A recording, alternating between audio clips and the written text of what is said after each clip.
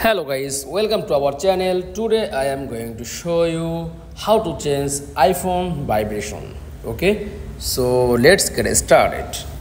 Then first of all click on settings.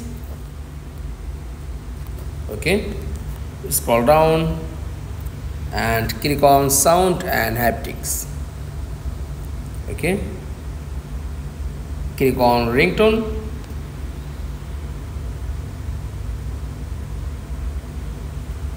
And just change your ringtone and to change vibration ringtone.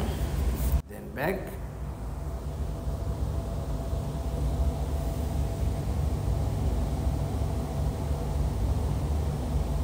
Then all ringtone, vibration and silent, send mail, all option to change iPhone vibration. That's all. Thanks for watching. Please like, comments and subscribe. Thank you.